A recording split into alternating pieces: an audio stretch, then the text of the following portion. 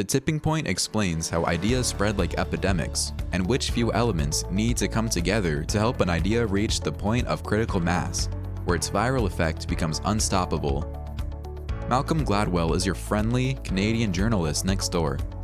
Much more than that, he's taken a massive interest in science over the years, and you might know him from a variety of his great talks, books, and ideas. I originally bumped into him through his first TED Talk about spaghetti sauce. Similar to Barry Schwartz's paradox of choice, Gladwell reveals interesting findings about happiness and choice, and how the two are related or not. The Tipping Point is his debut book, and it was a massive hit, not least due to the value it created for business and marketers, who now had the first sketch of a blueprint on how to promote their ideas better. Here are the 3 lessons from the book that will help you spread your own ideas. 1. Once an idea reaches the tipping point, it spreads like fire. 2.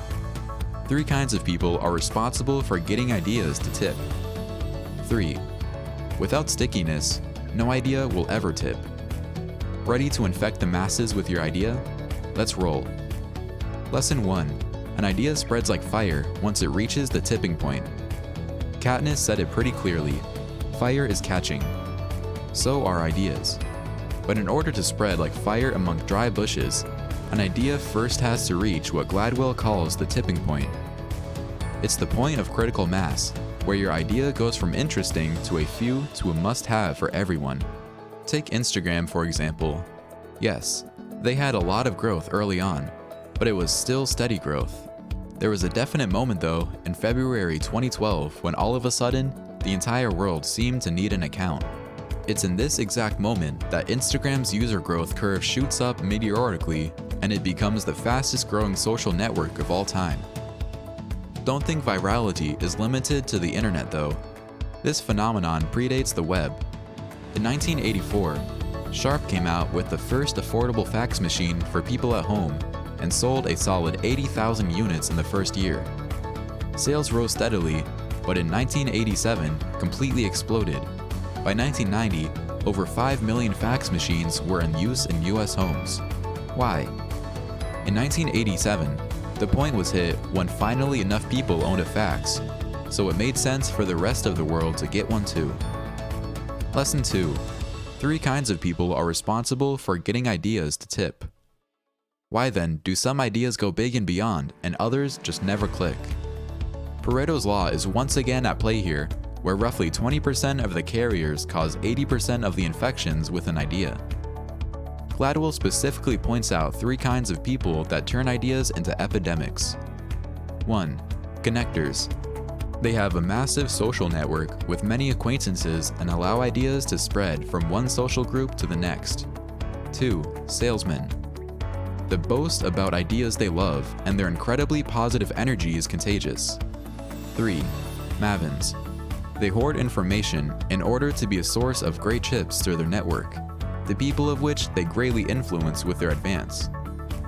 If you want your idea to go viral, getting it in the hands of a few of these key players is crucial to hit critical mass. But, lesson 3, if your idea isn't sticky, it'll never tip. It doesn't matter how many influencers you get to vouch for your idea, or how many testimonials you can collect for the front page of your book. If your book is bad, it'll never reach the masses. Gladwell calls this the stickiness factor. It answers the question, is your idea memorable enough to make people take action? The concept of stickiness was first put into a proper scientific test by the creators of Sesame Street in the late 1960s. When testing the show by observing children watching it, they noticed children were quite selective about what they paid attention to. For example, toys on the floor or the show on TV. However, that didn't influence what they'd remember. The quality of the content did. The kids could only give a few select looks to an educational scene about how to spell the word cat, yet still remember the lesson.